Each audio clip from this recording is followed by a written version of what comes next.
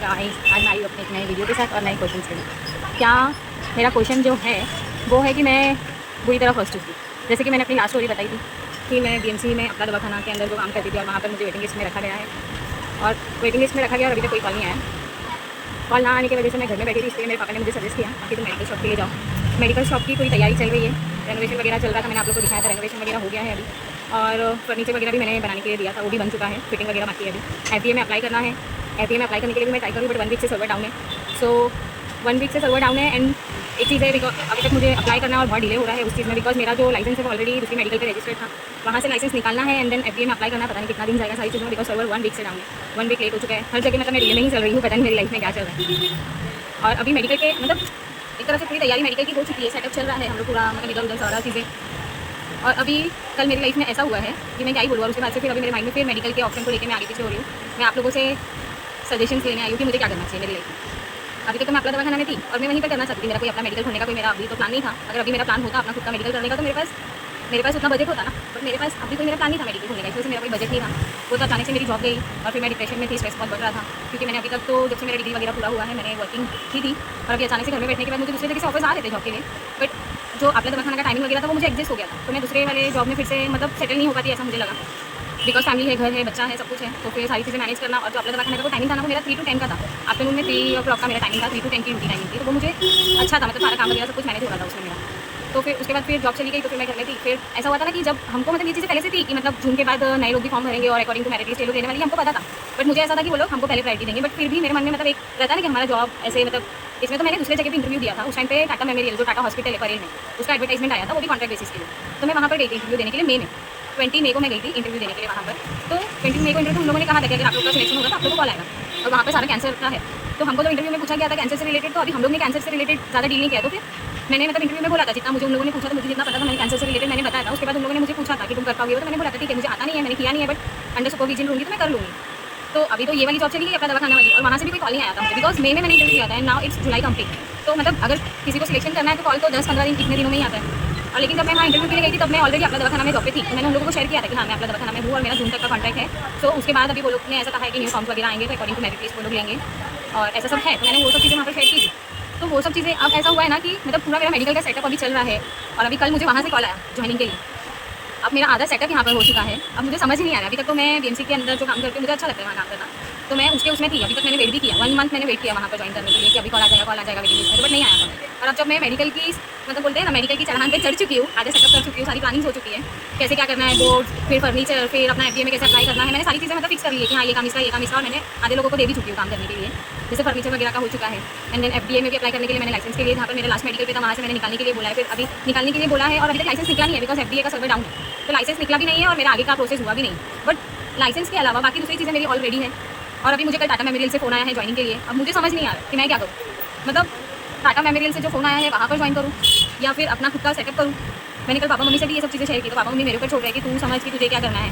Mean सभी medical, अब मुझे समझ नहीं आ रहा, सच में मुझे समझ नहीं आ रहा है कि मुझे क्या करना है। मतलब खुद का मेडिकल शॉप ओपन करना है, वो तो मुझे भगवान जी से भी जवाब मिला था कि खुद का मेडिकल मतलब मेडिकल एंड क्लिनिक के लिए जाना है, बट अब मुझे कल वहाँ से भी फ़ोन आया, तो मुझे अब समझ नहीं आ रहा है कि मैं क्या करूँ। मतलब एक तरह से ये सोच रही हूँ कि हाँ ठीक है टाटा मेमोरियल से फ़ोन आया है, अच्छा खासा एक्सपीरियंस मिलेगा वहाँ पर, इतना मतलब पेशेंट लोड भी ज़्यादा रहेगा, ज़्यादा लोगों से मिलने को मिलेगा, ज़्यादा केसेस देखने को मिलेंगे वहाँ पर, वो चीज़ है, वो चीज़ सोच के मैं सोच रही हूँ वहाँ पर जाऊँ। लेकिन जब मैंने यहाँ पर सारा सेटअप कर लिया है, भगवान जी से पूछ लिया है, मम्मी पापा ने मतलब मुझे इतना सपोर्ट किया है, सब कुछ किया है, और मतलब इतना सब कुछ होने के बाद मैं ये वाला चीज़ बॉयकॉट नहीं कर सकती आई थिंक, बिकॉज नहीं कर सकते, क्या ही कर सकते हैं, इतना सब कुछ हो गया है, इतना सारा मतलब अब अचानक से यहाँ से कॉल आया तो मुझे समझ नहीं आ रहा कि मुझे क्या करना चाहिए। मुझे आप लोग ही बताओ मुझे क्या करना चाहिए। मुझे टाटा मेमोरियल से जो फ़ोन आया है कॉल ज्वाइनिंग के लिए, वहाँ ज्वाइन करना चाहिए या खुद के मेडिकल शॉप के लिए जाना चाहिए। बिकॉज मैं अगर खुद का अभी तो देखो पूरा सेटअप हो चुका है, खुद का मेडिकल शॉप भी अगर मैं ओपन करती हूँ, बिकॉज करना तो अब होगा ही, बिकॉज अब कर चुकी हूँ, इतना सब कुछ सेटअप कर चुकी हूँ, फर्नीचर वगैरह में इतना इन्वेस्टमेंट कर चुकी है, बैकआउट नहीं कर सकती हूँ मैं इसे। बट मुझे टाटा मेमोरियल का भी अपॉर्चुनिटी लेना चाहिए या छोड़ना चाहिए, वो मुझे समझ नहीं आ रहा, बिकॉज मुझे ऐसा लगता है कि वो भी लेना चाहिए। और अभी खुद का मेडिकल का भी वो मैं छोड़ना नहीं चाहती थी, ठीक है अब इतना सब कुछ कर लिया है, जब मेरे पास कुछ नहीं था तो तब तो मैं इसी तरफ जा रही थी, और मुझे वहाँ से फ़ोन आने के बाद मैं बाइकआउट नहीं कर सकती ये चीज़ से, तो मुझे नहीं समझ आ रहा है कि मुझे क्या करना है। बस आप लोग से मैं जवाब चाहती हूँ, आप लोग को मेरे लिए क्या लगता है कि मुझे क्या करना है। आज मैं बैठी हूँ अपने पापा की शॉप पे, जैसे कि मैंने बोला था कि मेरे पापा का बैकग्राउंड और मैं चाइल्डहुड से इसी मेडिकल में खेलकर बड़ी हो गई हूँ। देख सकते हो आप, ये है मेरे पापा की मेडिकल शॉप और ये है मेरा छोटू भाई, ये है मेरा मेडिकल शॉप, देख सकते हो आप।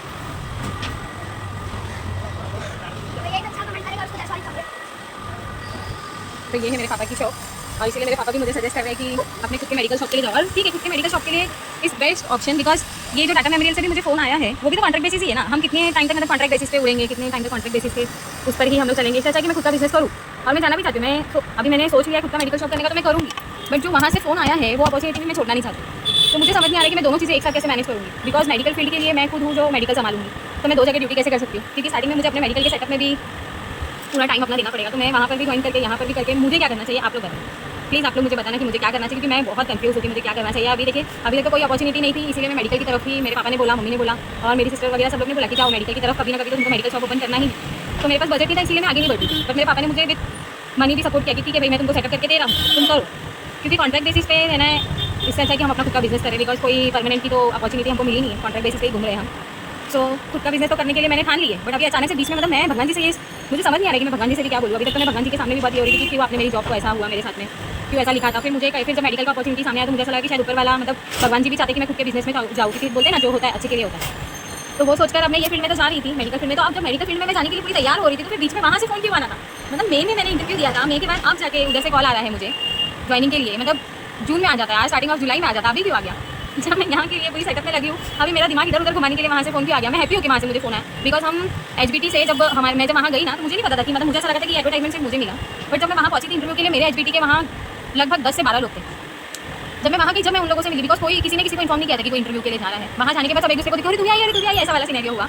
और उसके बाद अभी कल जब मुझे कॉल आया ना वहाँ से, मतलब स्टार्टिंग के 10-15 दिन हम लोग एक दूसरे को कॉन्टैक्ट कर रहे थे, कह रहे थे फोन आया क्या आया क्या। तो फिर किसी को फोन नहीं आया, तो हम लोग ने होप छोड़ दिया कि नहीं आएगा। अभी वहाँ से फोन अगर आना होता तो 10-15 दिन के अंदर आ जाता, बट नहीं आया। अभी कल मुझे कॉल रिसीव हुआ है एंड किसी को भी कॉल रिसीव नहीं हुआ है। वो भी एक टेंशन हो रही कि सिर्फ मुझे ही क्यों कॉल आया, वो भी एक टेंशन हो रही कि सिर्फ मुझे ही क्यों कॉल आया। और मैंने सारे फ्रेंड्स को कल भी कॉन्टैक्ट किया कि भाई तुम लोग को किसी को फोन आया क्या टाटा मेमोरियल से, तो वो लोग ने कहा कि नहीं किसी को भी नहीं आया। तो मुझे वो भी टेंशन हो रही कि सिर्फ मुझे ही फोन आया। मतलब मुझे अगर ये अपॉर्चुनिटी मिली है उधर पे काम करने की, इतने बड़े सेंटर पे काम करने की, तो मतलब मुझे ये छोड़ना चाहिए या लेना चाहिए, मुझे नहीं समझ आ रहा है। प्लीज़ गाइड करो मुझे कि मुझे क्या करना चाहिए। मैं ऐसा भी सोच रही हूँ कि कोई मुझे वर्कर मिल जाए जो मेरी मेडिकल हैंडल करे, तो मैं मतलब ज्वाइन कर लूँ वहाँ पर भी और यहाँ पर भी हैंडल हो जाए। लेकिन किसी और पे मैं स्टार्टिंग में, क्योंकि स्टार्टिंग में तो मुझे खुद ही बैठना पड़ेगा ना अपना धंधा सेटअप करने के लिए। कोई एम्प्लॉय पे मैं कैसे ट्रस्ट करके अपना मेडिकल शॉप छोड़ सकूँ। तो वही मुझे समझ नहीं आ रहा है कि मुझे क्या करना चाहिए। प्लीज़ प्लीज़ फ्रेंड्स प्लीज़ मुझे सपोर्ट करो और मुझे बताओ कि मुझे क्या करना चाहिए। जो मुझे टाटा मेमोरियल से ज्वाइन करने की अपॉर्चुनिटी आई है, मुझे वो लेनी चाहिए या अपने खुद के मेडिकल शॉप पे जो मैं जा रही हूँ। बिकॉज वो तो भगवान जी का भी मुझे ये मिला है जवाब, तो मुझे नहीं लगता कि मुझे वो फील्ड से बाइकआउट करना चाहिए। बट फिर मुझे ये नहीं समझ में आ रहा कि जो यहाँ से मुझे कॉल आया, अगर भगवान जी मुझे वही तरफ भेजना चाहते तो फिर मुझे यहाँ से कॉल किया नहीं आना चाहिए था ना, मैं फिर कंफ्यूज नहीं होती। तो प्लीज़ आप लोग बताना कि मुझे क्या करना चाहिए। बाय, आप लोग के जवाब का इंतजार करूँगी। ठीक है, बाय बाय।